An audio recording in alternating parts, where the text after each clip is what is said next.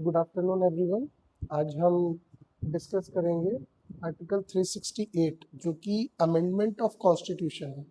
Amendment of constitution का basic means ये है कि हम संविधान में कैसे संशोधन कर सकते हैं, और संशोधन कर सकते हैं से मतलब ये है कि जो आर्टिकल्स, जो अनुच्छेद ऑलरेडी संविधान में निहित हैं और उसमें अगर हम कुछ संशोधन करते हैं तो संशोधन करके कोई नई बात ऐड करेंगे या फिर कोई बात जो उसमें ऑलरेडी लिखी हुई है उसको हम डिनाई कर देंगे, बाहर कर देंगे।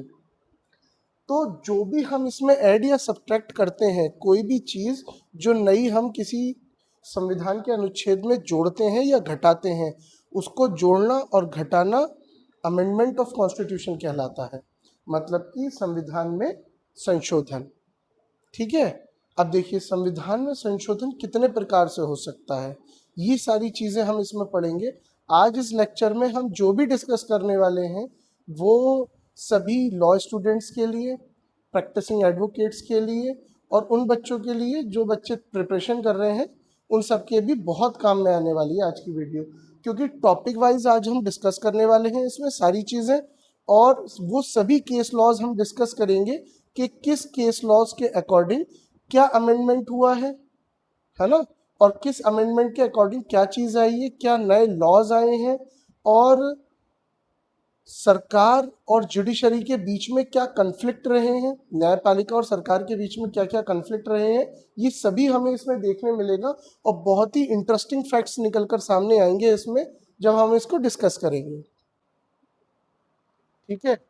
अब आर्टिकल 368 में जब भी हमें संविधान को संशोधित करना होगा तो हमें उसकी प्रक्रिया के बारे में पता होना चाहिए। किसी भी काम को करने का एक तरीका होता है, एक प्रोसीजर होता है। तो वो प्रोसीजर क्या है? अगर संविधान में संशोधन करना है तो bill to amend the constitution may be introduced in either house of parliament. मतलब सबसे पहले हम एक दस्तावेज को लेते हैं, हमने संविधान के किसी भी, मान लीजिए आर्टिकल 1 में हमें संशोधन करना है, तो हमने बता दिया कि हम ये चीजें ऐड करना चाहते हैं। हमने वो एक ड्राफ्ट तैयार किया, उस ड्राफ्ट को क्या कहते हैं हम? बिल। वो बिल संसद के किसी भी सदन में, चाहे वो लोकसभा हो या राज्यसभा, कर सकते हैं। पहले ऐसा कोई मैंडेटरी नहीं है कि हाँ पहले लोकसभा में ही पास होगा फिर राज्यसभा में, उसके बाद प्रेसिडेंट के पास उनकी असेंट के लिए जाएगा, ऐसा नहीं है। हम ईदर हाउस ऑफ पार्लियामेंट में किसी में भी बिल इंट्रोड्यूस कर सकते हैं, बशर्ते 2/3 मेजोरिटी इज रिक्वायर्ड। ठीक है। 2/3 मेजोरिटी जब तक नहीं होगी पार्लियामेंट में प्रेजेंट एंड वोटिंग, ये बहुत ही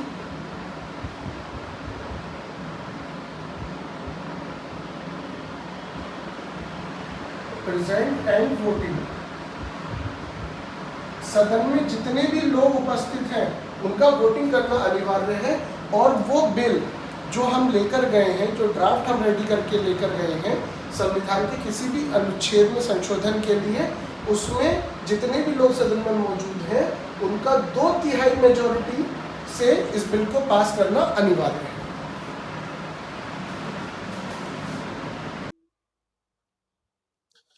देखिए अब तक हमने इसमें ये पढ़ा था कि amendment of fundamental rights, amendment of fundamental rights से रिलेवेंट फंडामेंटल राइट्स में जो भी अमेंडमेंट किए गए हैं उनसे रिलेवेंट केस लॉज ये हैं। सबसे पहला है शंकरी प्रसाद वर्सेस यूनियन ऑफ इंडिया। ये 1951 का केस है जिसको कि फर्स्ट अमेंडमेंट लॉ है ना, 1951 के नाम से भी इसको जाना जाता है। ठीक है। इसमें क्या हुआ था कि जब देश आज़ाद हुआ और 50s में जब हमारा कॉन्स्टिट्यूशन लागू हुआ, तो कॉन्स्टिट्यूशन लागू करने के बाद में जो हमारी गवर्नमेंट थी, सेंट्रल गवर्नमेंट अपनी कुछ पॉलिसीज़ को इम्प्लीमेंट करना चाहती थी ग्राउंड लेवल पे। और वो ग्राउंड लेवल पे इम्प्लीमेंट करने के लिए हमें सबसे ज़्यादा किसकी ज़रूरत थी? लैंड की। तो उस लैंड को एक्वायर करने में जो सबसे बड़ा मेजर इशू आ रहा था वो आ रहा था जमींदारी सिस्टम, क्योंकि भारत में पहले से जमींदारों का राज चला आ रहा था। मोस्टली जमींदारों पे किसी पे 500 एकड़, किसी पे 1000 एकड़, किसी पे 1500 एकड़ ऐसे करके लैंड्स था। अगर गवर्नमेंट को कोई भी फ्लाईओवर बनाना है, कहीं पर एयरपोर्ट बनाना है, कहीं से नेशनल हाईवे निकालना है, तो गवर्नमेंट इन पॉलिसीज को इम्प्लीमेंट करने में असफल हो रही थी जमींदारी की वजह से, क्योंकि वो लोग अपना लैंड देना नहीं चाहते थे। तो इसीलिए सेंट्रल गवर्नमेंट ने सबसे फर्स्ट अमेंडमेंट करके आर्टिकल 31A एंड 31B को कॉन्स्टिट्यूशन में अमेंड किया, जो इसमें कि जो हमारा इसमें राइट टू प्रॉपर्टी था, प्रॉपर्टी, जो हमारा राइट टू प्रॉपर्टी था, इस राइट टू प्रॉपर्टी हमारा फंडामेंटल राइट था। इस फंडामेंटल राइट को अमेंड करके जो हमारी पार्लियामेंट थी उसने आर्टिकल 31A और 31B को ऐड किया। 31A और 31B को ऐड करने का मेन मोटिव था कि जमींदारों से उनका लैंड एक्वायर किया जा सके, इसीलिए इस अमेंडमेंट को किया गया। इस अमेंडमेंट को करने के बाद में जो भी जमींदार थे, जो भी जमींदार थे, वो कहाँ पहुंच गए? कोर्ट। वो कोर्ट पहुंच गए और उन्होंने कहा कि साहब देखिए, आर्टिकल 19(1)(f) में राइट टू प्रॉपर्टी हमारा फंडामेंटल राइट है ना, और हमारे इस राइट का वायलेशन किया जा रहा है ना, जिसका वायलेशन नहीं किया जा सकता।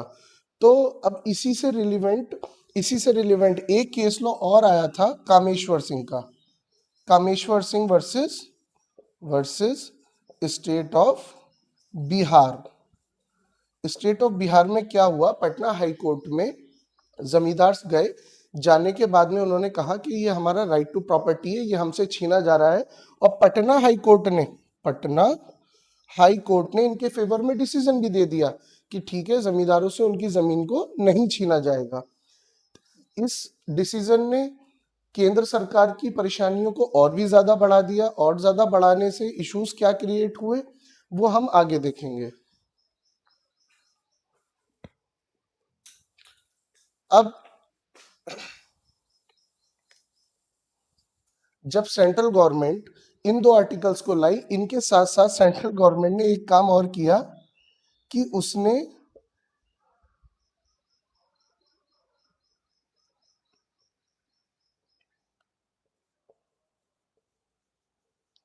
एक 9th शेड्यूल और ऐड कर दिया, और 9th शेड्यूल को ऐड करने के बाद में सेंट्रल गवर्नमेंट ने कहा कि हम जो भी लॉज बनाएंगे, अगर हमने कोई भी अमेंडमेंट करके कोई भी लॉ अगर 9th शेड्यूल में डाल दिया, तो उसको आप high court and supreme court में चैलेंज नहीं कर सकते। अब ये एक नजरिए से तो ठीक लग रहा है, लेकिन अगर सेंट्रल गवर्नमेंट कोई भी कानून बनाकर 9th शेड्यूल में डालने लगी, कोई भी कानून बना के 9th शेड्यूल में डालने लगी, और अगर हम उसे हाईकोर्ट या सुप्रीम कोर्ट में चैलेंज नहीं कर पाएंगे, तो इन केस अगर मालाफाइड इंटेंशन के साथ में गवर्नमेंट ने कोई भी लॉ बना दिया है, तो फिर हम क्या करेंगे? फिर तो हम उसको चैलेंज ही नहीं कर पाएंगे, तो उससे हमारे लिए परेशानियां बढ़ जाएंगी। तो इस केस लॉस की जो मेन इंग्रेडिएंट्स थे वो यही थे। ठीक है, उसके बाद आ जाते हैं हम Sajjan Singh versus state of Rajasthan. ये 1965 का केस है। इस केस में क्या हुआ था, इसमें थे जस्टिस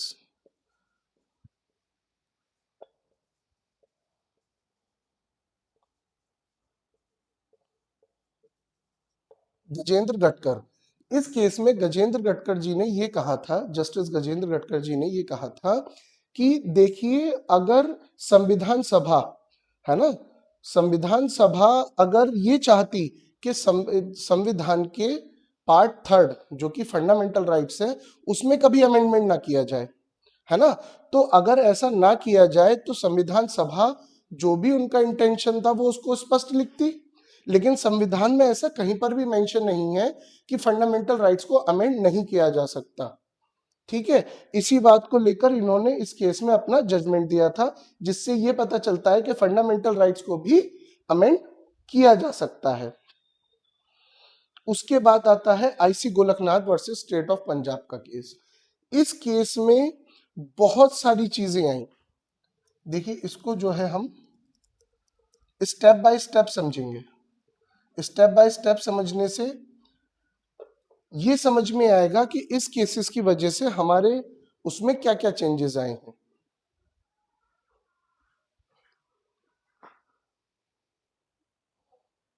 ठीक है, IC Golaknath versus state of Punjab के केस में क्या हुआ था, ये 1971 का केस है और बड़ा ही इंटरेस्टिंग केस है। इंटरेस्टिंग इसलिए है जब पिटिशनर्स कोर्ट पहुंचे तो कोर्ट पहुंचने के बाद में उन्होंने अपने अपने तर्क रखे कि हम फंडामेंटल राइट्स को अमेंड कर सकते हैं, ये है वो है, सब कर सकते हैं। सरकार ने बेसिकली अपना पक्ष रखा कोर्ट में, लेकिन उसमें चीफ जस्टिस सुब्बा राव ने सरकार के इस तर्क को सिरे से नकार दिया। सरकार ने ये तर्क रखा था कि देखिए, संसद के पास में संविधान को संशोधित करने की सोवरेन पावर है, मतलब उस पर कोई रोक टोक नहीं है, वो जिस पार्ट को चाहे, जिस शेड्यूल को चाहे, जिस आर्टिकल को चाहे अमेंड कर सकती है और उस पावर को लिमिटेड नहीं किया जा सकता। इट मीन्स वो इनडायरेक्ट वे में कोर्ट को ये डायरेक्शंस देना चाह रहे थे या अपनी बात इस तरह से बताना चाह रहे थे कि आप जो है हमारी सोवरेन पावर को लिमिटेड नहीं कर सकते, हम अपनी मनमर्जी से जिस भी आर्टिकल को, जिस भी पार्ट को चाहे अमेंड कर सकते हैं। लेकिन नहीं, चीफ जस्टिस सुब्बा राव ने कहा बोले नहीं, ऐसा नहीं हो सकता। देखिए, क्योंकि संसद ने ये तर्क साथ साथ रखा था कि पावर टू अमेंड है ना, संविधान में संशोधन करने की शक्ति, पावर हमें आर्टिकल 245 से मिलती है, ना कि 368 से। क्योंकि आर्टिकल 368 में हमें क्या बताया गया है, प्रोसीजर। आर्टिकल 368 में क्या बताया गया है, प्रोसीजर। और आर्टिकल 245 में क्या बताई गई है, पावर। तो इसी बात का तर्क इन्होंने दिया, लेकिन उसको जज साहब ने सिरे से नकार दिया। तो इसी केस लॉ में एक डॉक्ट्राइन निकल के आई कि doctrine of prospective over ruling.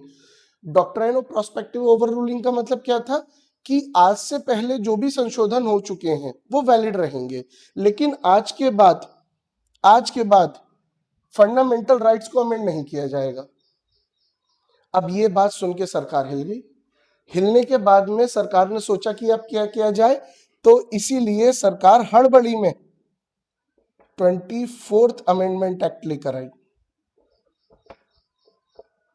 24th amendment act लेकर आई।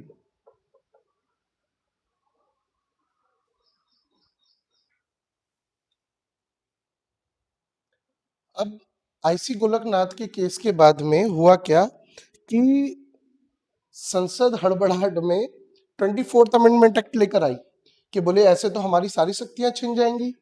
तो सारी शक्तियां ना छिने, इसके लिए उन्होंने आर्टिकल 13 में क्लॉज 4 को ऐड कर दिया 24th अमेंडमेंट एक्ट के माध्यम से। उसमें उन्होंने कहा कि nothing in this article shall apply any amendment.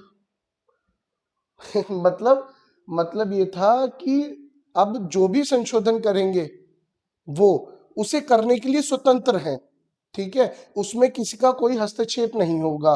और उसमें एक नई मार्जिनल हेडिंग को ऐड कर दिया गया कि procedure to amend the constitution. इस हेडिंग को ऐड करने के बाद में वो संविधान के जिस भी अनुच्छेद में चाहे उसमें संशोधन कर सकती हैं। कहा कि जो बिल है, जो भी हम बिल लाएंगे, जो ड्राफ्ट तैयार होगा अमेंडमेंट का, उसको प्रेसिडेंट को प्रेजेंट किया जाएगा और उनकी एसेंट के बाद में वो जो हमारा ड्राफ्ट है, जो बिल है, उसके बाद में वो लॉ हो जाएगा। तो 24th अमेंडमेंट एक्ट ने पार्लियामेंट को फिर से अमेंडिंग पावर टू कॉन्स्टिट्यूशन दे दी, रिवाइव कर दिया उनकी पावर्स को। रिवाइव ऐसे कर दिया कि अब वो दोबारा से जो आईसी गोलकनाथ केस में जजमेंट आया था उसको उन्होंने बिल्कुल पलट दिया कि अब वो जिसमें चाहे उसमें दोबारा से संशोधन कर सकते हैं।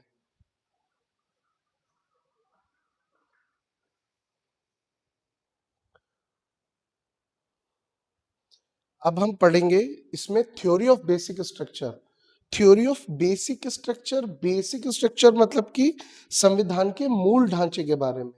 मूल ढांचे से हम ये समझते हैं कि जो कॉन्स्टिट्यूएंट असेंबली थी या ड्राफ्टिंग कमेटी थी, उसने किन सिद्धांतों के आधार पर इस संविधान को बनाया था, इसमें हम ये समझने जा रहे हैं।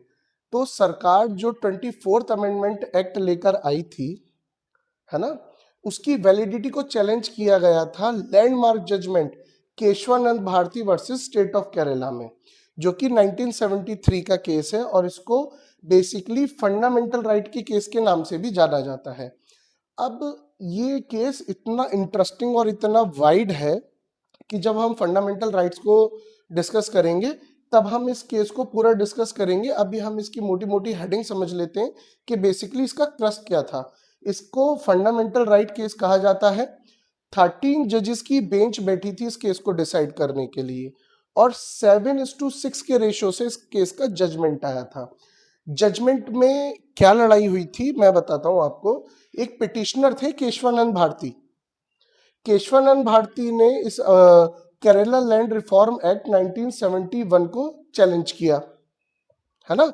उन्होंने चैलेंज किया कि नाइन्थ शेड्यूल में 29th अमेंडमेंट एक्ट के द्वारा इसको जोड़ा गया था, केरला लैंड रिफॉर्म एक्ट को, ठीक है, जिसके माध्यम से जो वहां की गवर्नमेंट थी वो वहां की प्रॉपर्टी को एक्वायर कर रही थी, ठीक है। इसमें यूनियन गवर्नमेंट ने अपना एक तर्क रखा था कोर्ट के सामने कि देखिए, ऑनरेबल कोर्ट से ये कहा गया कि संसद के पास संविधान को संशोधन करने की असीमित शक्ति है, अनलिमिटेड पावर है, मतलब जैसे चाहे तोड़ मरोड़ सकती है, जो भी चाहे वो कर सकती है। तो केशवानंद भारती ने कहा था कि संसद के पास अनलिमिटेड नहीं, वाइड पावर है कॉन्स्टिट्यूशन को अमेंड करने का। अगर असीमित शक्ति हो जाएगी तो फिर सरकार जो भी चाहेगी वैसा कानून बना देगी। तो अनलिमिटेड पावर नहीं है, लेकिन संसद के पास में वाइड पावर है इसको अमेंड करने की, क्योंकि आर्टिकल 368 को यूज करके, है ना, आर्टिकल 368 को यूज करके पार्लियामेंट भारत के संविधान के मूल ढांचे को नष्ट नहीं कर सकती। मींस जो सोल ऑफ द कॉन्स्टिट्यूशन है, जिसको हम basic structure of the constitution भी कहते हैं, और बेसिक स्ट्रक्चर ऑफ कॉन्स्टिट्यूशन का जो गार्जियन है वो कौन है? सुप्रीम कोर्ट है, कि वो समय समय पर निर्धारित करेगा कि कौन सी चीज संविधान के मूल ढांचा है, कौन सी नहीं है, ठीक है। तो जब इस बात का तर्क दिया गया तो केशवानंद भारती ने कहा कि आप संविधान के मूल ढांचे को नष्ट नहीं कर सकते, ठीक है, बेसिक स्ट्रक्चर ऑफ कॉन्स्टिट्यूशन को नष्ट नहीं कर सकते, आपके पास अनलिमिटेड पावर नहीं है, आपके पास wide power to amend the constitution है, ठीक है। इस केस का यही क्रस्ट था।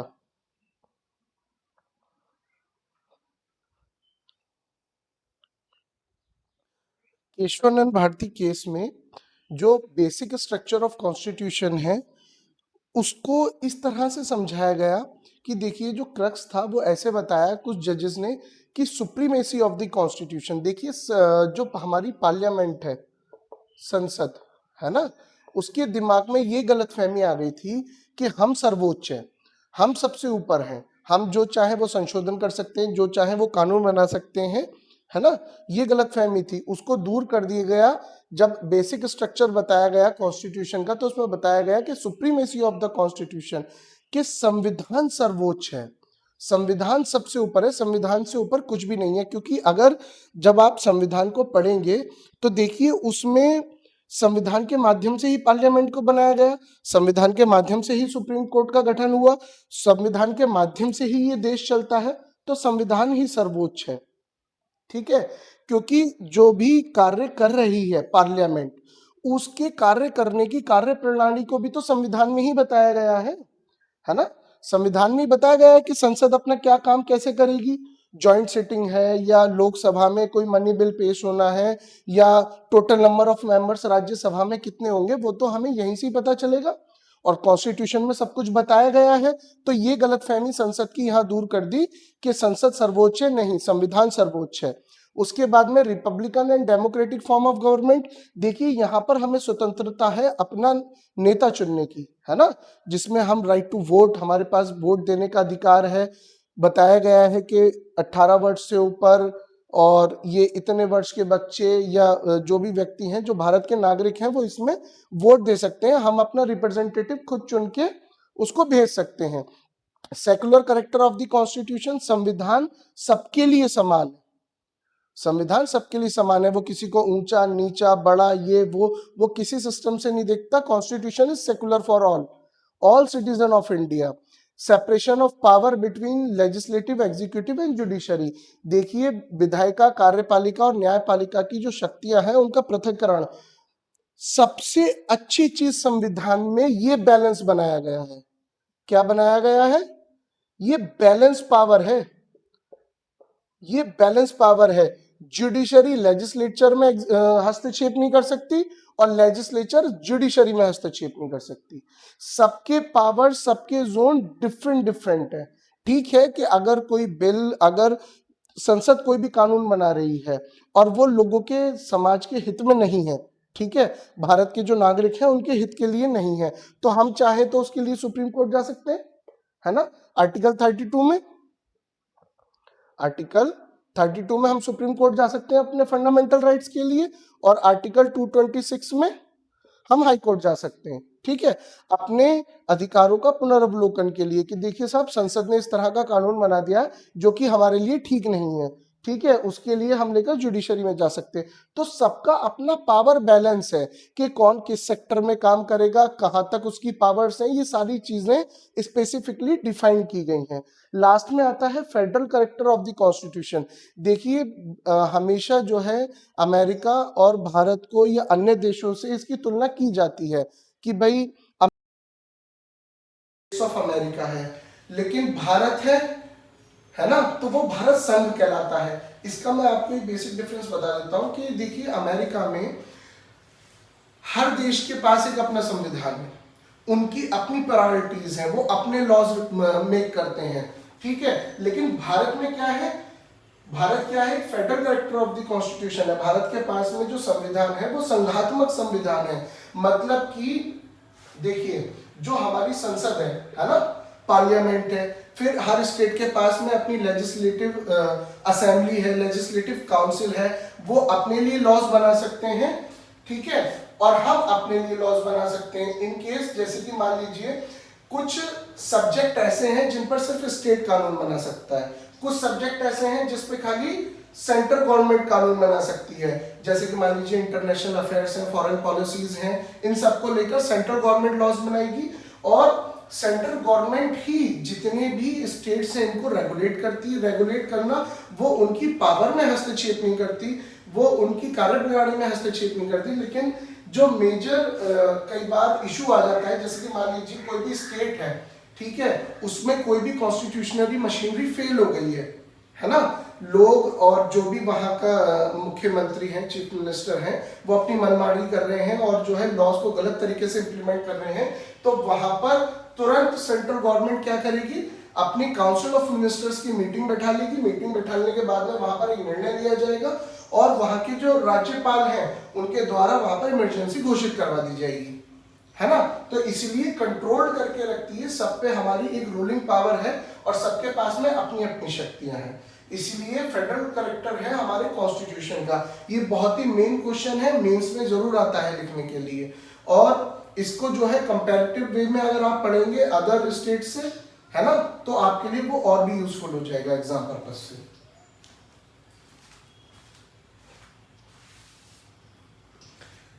देखिए जैसे केशवानंद भारती के केस में कुछ बेसिक स्ट्रक्चर ऑफ कॉन्स्टिट्यूशन के बारे में बताया गया था, ऐसे ही Minerva Mills limited versus union of India 1980 के केस में कुछ बेसिक फीचर्स ऑफ कॉन्स्टिट्यूशन को भी समझाया गया था, जो कि जैसे कि पहला था कि parliament have limited power to amend the constitution. जैसा हमने अभी पीछे भी पढ़ा था कि संसद के पास सीमित शक्तियां हैं संविधान को संशोधित करने की, वो हर चीज को संशोधित नहीं कर सकते। Harmony balance between fundamental right and DPSP, fundamental rights और directive principle of state policies, part 3 और पार्ट 4, इनमें जो डिस्क्रिमिनेशन है इसमें डिफरेंस बताया गया है कि क्या हमारे फंडामेंटल राइट्स हैं, क्या हमारी ड्यूटीज हैं टुवर्ड्स द नेशन, और लास्ट में आता है पावर ऑफ जुडिशियल रिव्यू। ये बहुत इंपॉर्टेंट है, ये यहां से कई बार एग्जामिनर क्वेश्चन पूछते हैं कि जुडिशियल रिव्यू को डिफाइन कीजिए। ये इतना इंपॉर्टेंट इसलिए है कि देखिए अगर कोई भी लॉ या कोई भी जजमेंट ऐसा आया है कि जिसको लेकर हम देश के नागरिक या कोई भी एक पिटिशनर सेटिस्फाइड नहीं है, तो हम न्यायपालिका से अनुरोध करके हम उस निर्णय का या उस कानून के लिए जिसके हम विरुद्ध में गए हैं उसका पुनर्वलोकन करवा सकते हैं। न्यायिक पुनर्वलोकन कराना के पुनः विचार करें उस पर कि वो जो दिया गया है उस पर एक बार और विचार करने का मौका दिया जाए, और उसको देखा जाए कि उसमें अगर कोई त्रुटि है तो उसको रिजॉल्व किया जा सके, इसलिए जुडिशियल रिव्यू का यूज किया जाता है। और ये एग्जाम पर्पज से बहुत इंपॉर्टेंट पॉइंट है।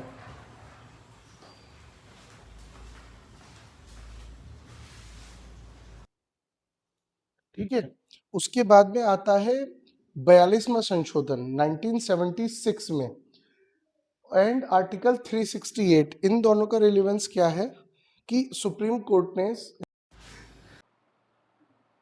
ठीक है, अब देखिए उसके बाद आया SP Sampath Kumar versus union of India का केस। तो इस केस में क्या हुआ, आर्टिकल 323 ए ऐड किया गया 323 में, 323 ए ऐड किया गया, जिसमें ऐड किया गया एडमिनिस्ट्रेटिव ट्रिब्यूनल एक्ट 1985, है ना, जिसको हम हिंदी में प्रशासनिक न्यायाधिकरण अधिनियम 1985 के नाम से भी जानते हैं।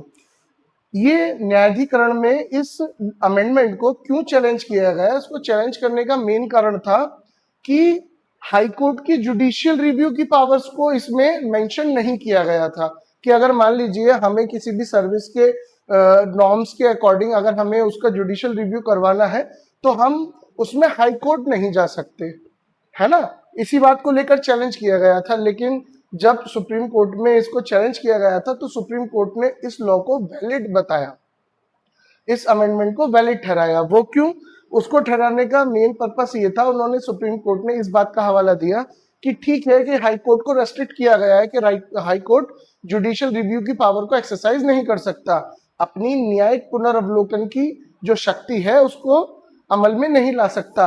लेकिन जब इस लॉ को बनाया गया तो अनुच्छेद 32 के तहत सुप्रीम कोर्ट ने इसको इसलिए वैलिड करा क्योंकि अगर सर्विस से रिलेटेड हमें कुछ भी क्वेरी है और अगर हमें इसमें जाना है तो सुप्रीम कोर्ट की जुडिशियल रिव्यू की पावर को रेस्ट्रिक्ट नहीं करता, इसीलिए सुप्रीम कोर्ट ने इस लॉ को वैलिड ठहराया।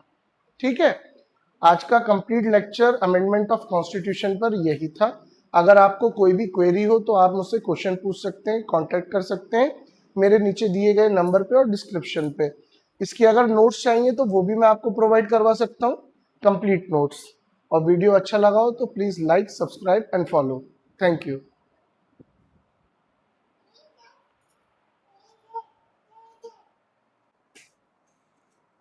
उसके बाद में ये क्वेश्चन अराइज हुआ कि संविधान में जो संशोधन हो रहे हैं क्या हम उसको ये मान सकते हैं क्या वो लोगों की इच्छा है, भारत में रह रहे नागरिकों की इच्छा है। देखिए सवाल ये है, क्या हम ये कह सकते हैं कि संविधान में किया गया संशोधन लोगों द्वारा किया गया संशोधन है। तो ऐसा था कि देखिए हम जानते हैं कि 1950 से लेकर मोस्टली जो सबसे ज्यादा रूलिंग पार्टी रही है वो इंडियन नेशनल कांग्रेस ही रही है ना, कांग्रेस पार्टी रही है। लेकिन इमरजेंसी के बाद में जब चुनाव हुए 1977 के, तो क्या हुआ, लोगों ने अपना मत बदल दिया, है ना। लोगों ने किसको वोट दिया, जनता पार्टी को, है ना, क्योंकि 1977 में पहली बार जनता पार्टी की सरकार बनी थी।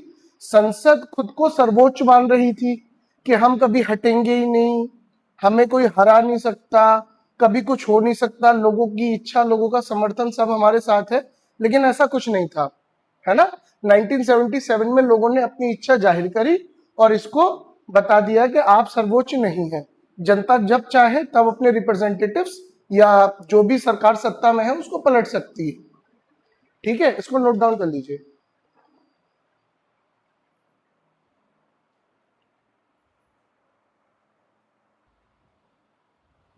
देखिए जो मिनर्वा मिल्स का केस था 1980s का, वो 4:1 के रेशियो से इसमें एक जजमेंट आया कि आर्टिकल 368 के द्वारा क्लॉज 4 और क्लॉज 5 जोड़े गए थे 42 अमेंडमेंट एक्ट के माध्यम से। आर्टिकल 368 में क्लॉज 4 क्लॉज 5 को जोड़ा गया था, है ना। जैसे कि हम जानते हैं कि 4 और 5 में क्या था कि अगर ये चाहें तो बेसिक स्ट्रक्चर ऑफ कॉन्स्टिट्यूशन में अमेंडमेंट कर सकते हैं, इनकी पावर अनलिमिटेड होगी, ये जो चाहे वैसा अमेंडमेंट कर सकते हैं। तो इस तरह की इन्होंने इसमें प्रावधान करे थे, लेकिन इस मिनर्वा मिल्स केस में इसको नष्ट कर दिया गया। इस केस में जो जजमेंट आया उसमें जजमेंट के माध्यम से ये कहा गया कि ये जो क्लॉज 4 और 5 है ये बेसिक स्ट्रक्चर ऑफ कॉन्स्टिट्यूशन को डिस्ट्रॉय कर रहे हैं, इसलिए इस क्लॉज 4 क्लॉज 5 को इसमें से हटाया जाता है। ठीक है, तो आर्टिकल 368 से क्लॉज 4 और क्लॉज 5 को हटा दिया गया, वैनिश कर दिया गया।